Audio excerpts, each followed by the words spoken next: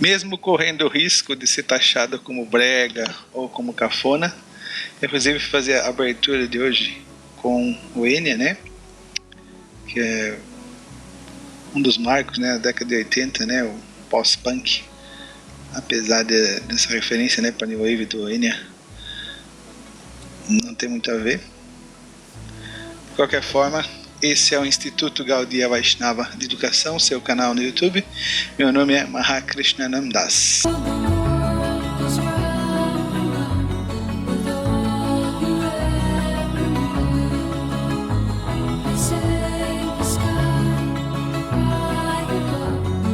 Então, a nossa videoaula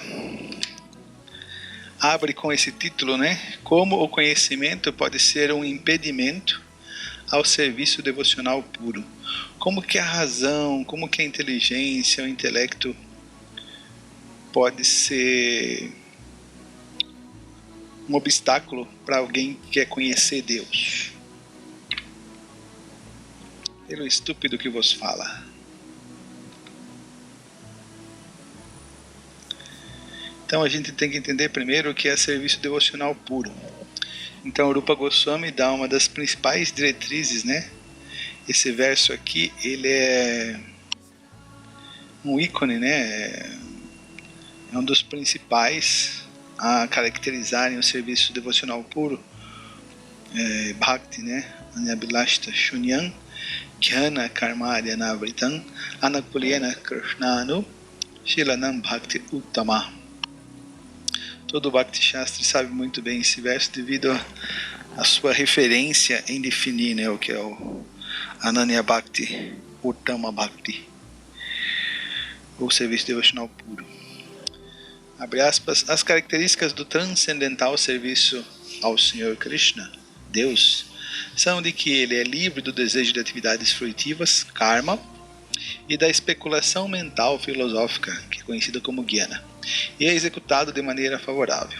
Ou seja, não adianta você pensar em Krishna a todo momento, falar de Krishna a todo momento, mas como seu inimigo, né? Como Hiranyakashipu, como Kansa fizeram.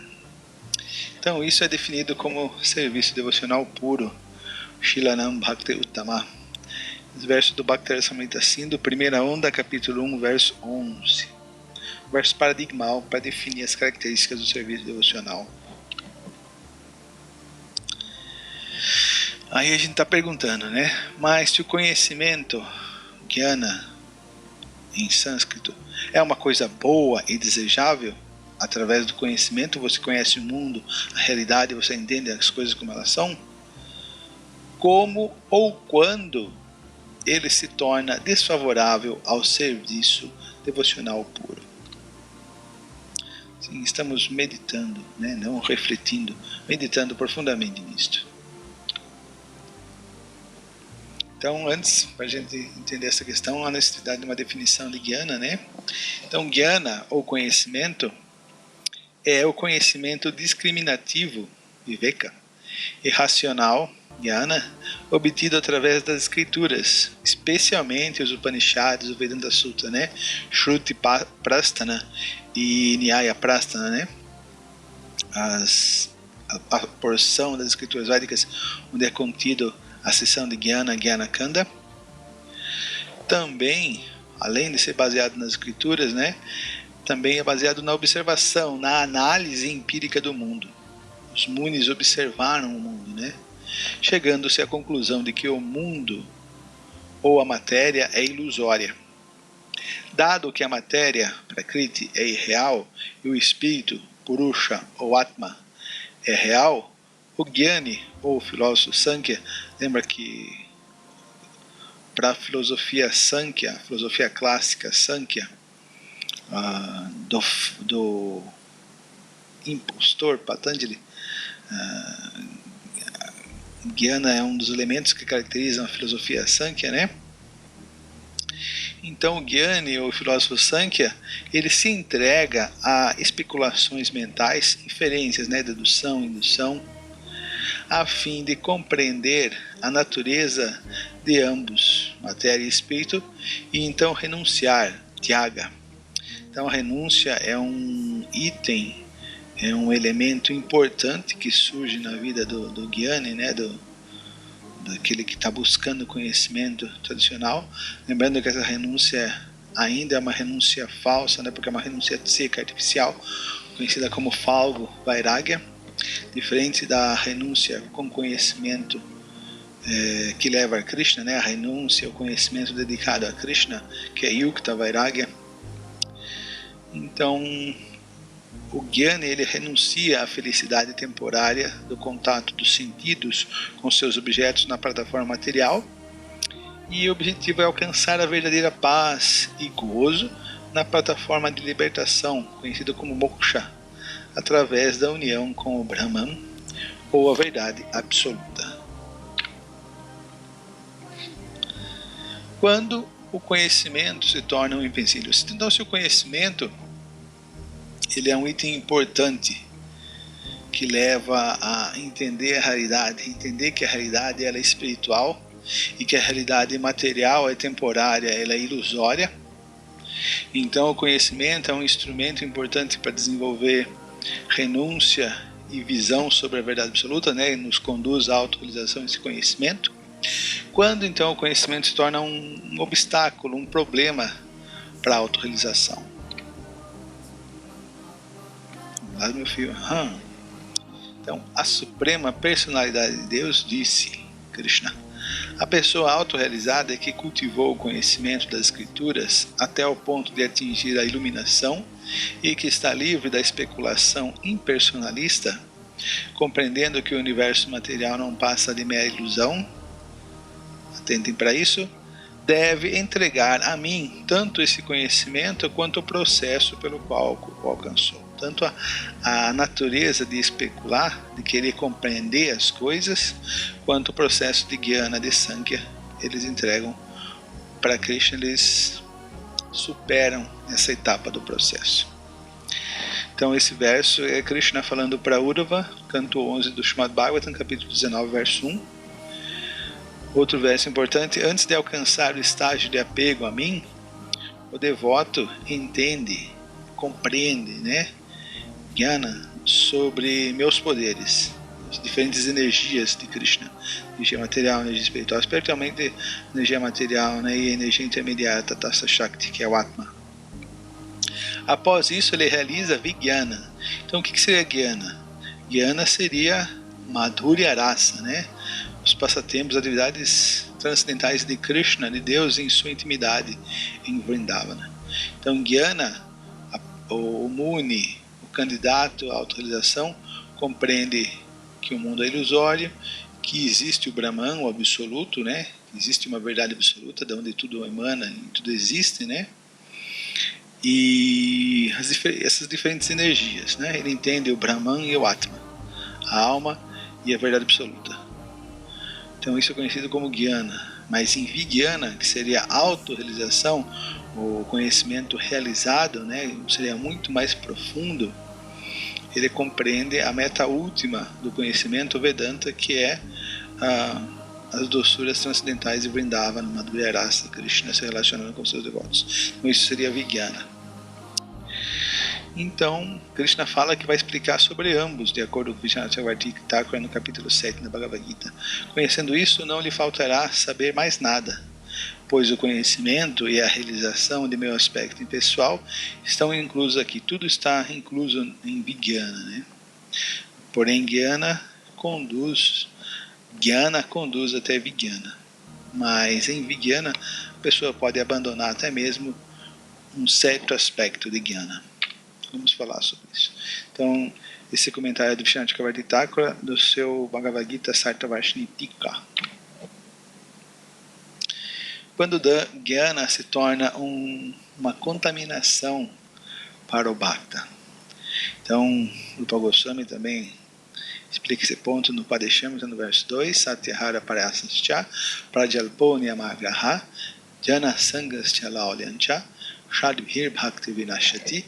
Então aqui Rupa Goswami está explicando no segundo verso quais são os obstáculos ao serviço devocional, o que impede o serviço devocional puro. E a Tyahara é um desses obstáculos. é o primeiro nessa lista aqui do segundo verso, né? Ele fala que atyahara significa comer em demasia ou arrecadar em demasia. Arrecadar, obter em demasia o quê?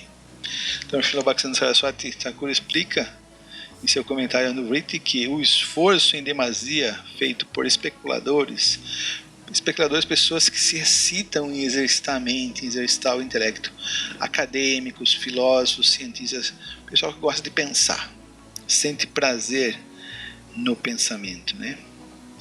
Especuladores mentais ou filósofos secos, para adquirir conhecimento, se enquadra na categoria de atyahara, arrecadar mais do que necessário. Então eles desejam conhecer a verdade absoluta ou conhecer as coisas pelo próprio esforço, eles têm muito orgulho da sua inteligência e acham que ela é tudo, né? É o máximo, que ela pode dar conta de tudo, e por isso adquirem muitos livros, sempre estão interessados em filosofias diferentes, livros diferentes, conhecimento. Eles têm essa sede de adquirir conhecimento. Isso, em até certo sentido, em até certo ponto, é muito bom, então é muito positivo, o desejo, o estímulo de buscar a verdade absoluta.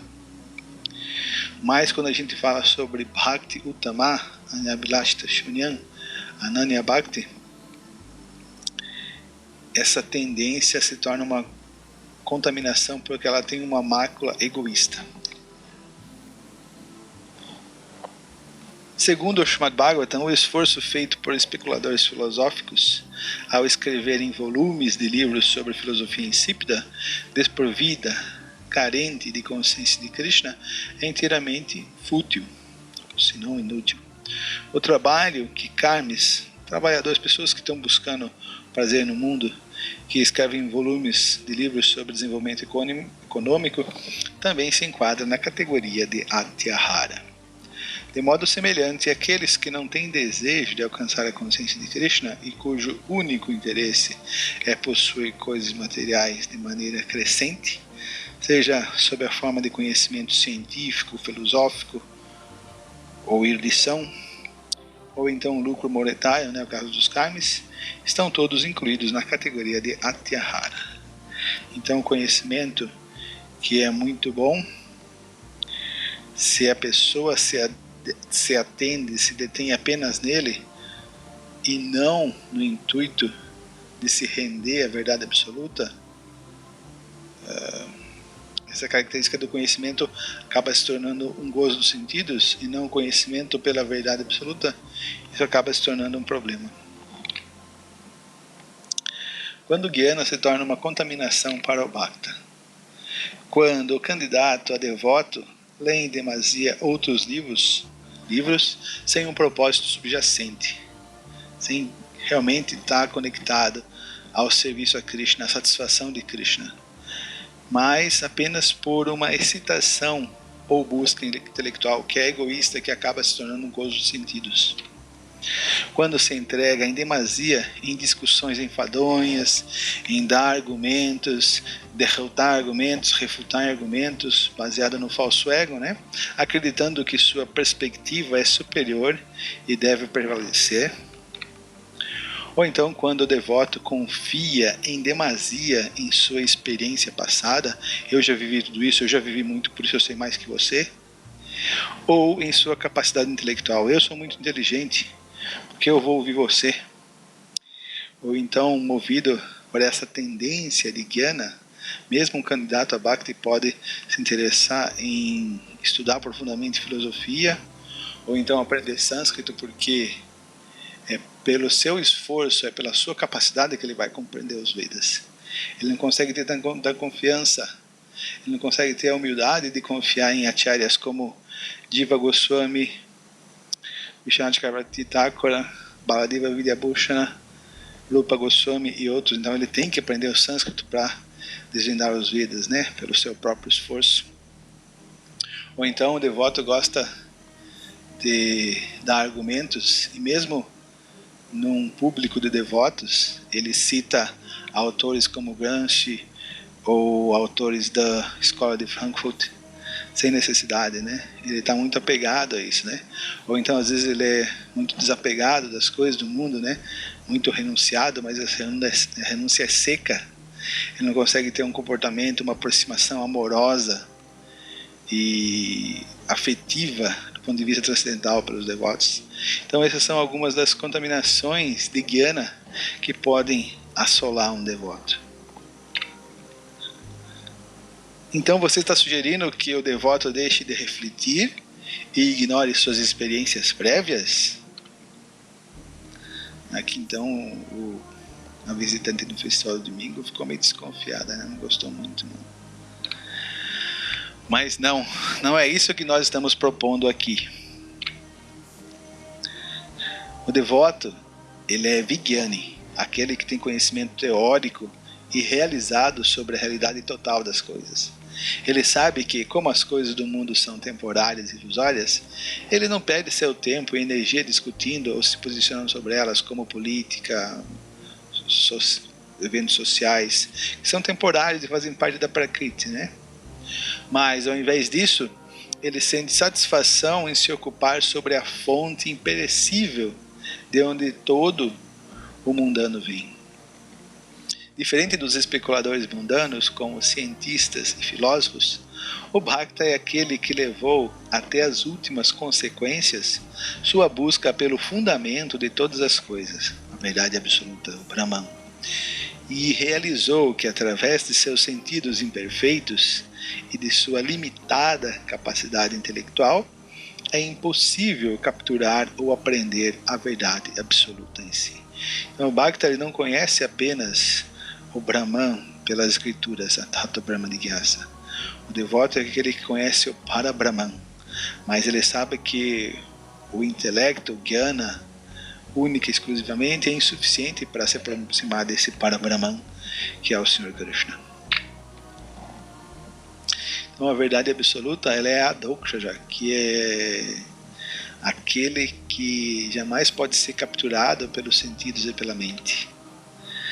Além da percepção mental ou intelectual, os sentidos e a lógica, eles são inúteis na tentativa de capturá-la, de conhecer a verdade absoluta. Enquanto a ciência e a filosofia se esforçam através de seus instrumentos humanos, que é Pratyaksha Pramana e Anumana Pramana, mesmo Shabda Pramana tem algumas de suas restrições, tentando conhecer, né, esses são os instrumentos humanos, tentando conhecer o Númenon, que é transcendental, é inconcebível, e principalmente o Númenon, a verdade absoluta, a realidade espiritual, ela é Achintya. Abre aspas, citação de Bhaktivinoda Thakur: nada ou ninguém é igual ou maior que ele, porque ele é pleno de Achintya Shakti, energia inconcebível. Sua potência é definida como Achintya porque o intelecto humano é incapaz de entender a posição dela. Para a Shakti, sua potência absoluta suprema é outra designação para sua Achintya Shakti. Maya, de acordo com Srila Bhaktisiddhanta Saraswati, significa a tentativa de mensurar, de compreender, de entender Deus. Então o Bhakta ele abandona a capacidade intelectual. Então, de acordo com o Sr. Brahma, existem pessoas que dizem: conheço tudo sobre Krishna, que pensem dessa maneira. Quanto a mim, não desejo falar muito sobre este assunto. Ó meu Senhor, deixai-me dizer só isto: no que diz respeito à vossa opulência, elas estão além do alcance de minha mente, corpo e palavras. Então aqui é quando, no passatempo de Brahma Mohana Lila, o Sr. Brahma cai na real e oferece lições, oferece versos maravilhosos que estão intimamente impregnados de Bhakti. Esse verso aqui ainda é mais importante. Aqueles que, mesmo enquanto situados em suas posições sociais estabelecidas, como sannyasi, vanaprastha, grihasta, kshatriya, rejeitam o processo de conhecimento especulativo e, com seu corpo, palavras e mente, oferecem todo o respeito às descrições, lilas, acerca de vossa personalidade e atividades, dedicando suas vidas a essas narrações, que são vibradas por vós mesmo e por vossos devotos puros, os acharyas, com certeza vos conquistam, embora, de outro modo, sejais inconquistável por qualquer um dentro dos 3 mundos. O conhecimento racional é muito bom quando está direcionado para a busca da realização espiritual. Nós temos exemplo da Bhagavad Gita, né, no capítulo 4, Conhecimento Transcendental, dos versos 4 a 10 do capítulo 4, ali nós temos exemplo maravilhoso de Jnana, conhecimento voltado para Krishna, né, conhecimento transcendental, conhecimento a serviço de Krishna, não a serviço do gozo dos sentidos, a serviço da satisfação mental e intelectual. E também Krishna declara na Bhagavad Gita, né, que quem estuda esse diálogo, a Bhagavad Gita, me adora com seu intelecto. Então, mesmo a capacidade intelectual, Jnana, ela tem que estar a serviço da Krishna, senão ela se torna um estorvo para a autorrealização. Mas quando o objetivo espiritual é alcançado, essa mesma confiança em nosso esforço intelectual deve ser silenciado e entregue à audição submissa sobre as descrições feitas pelos devotos, pelos Mahajanas, como o Sr. Brahma, autorizados da pessoa absoluta, o filho de Nanda Maharaj.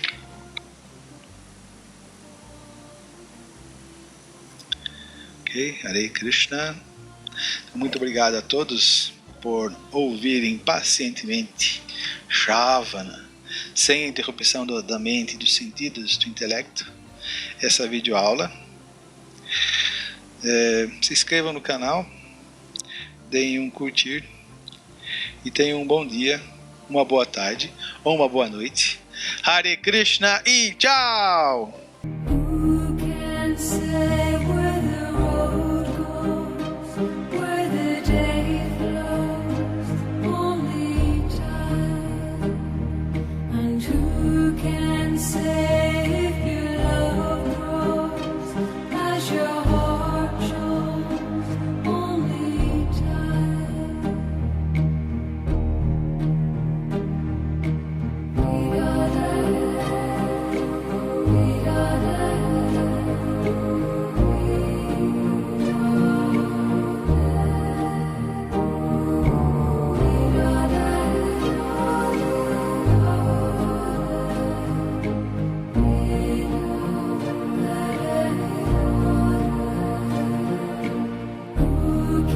Say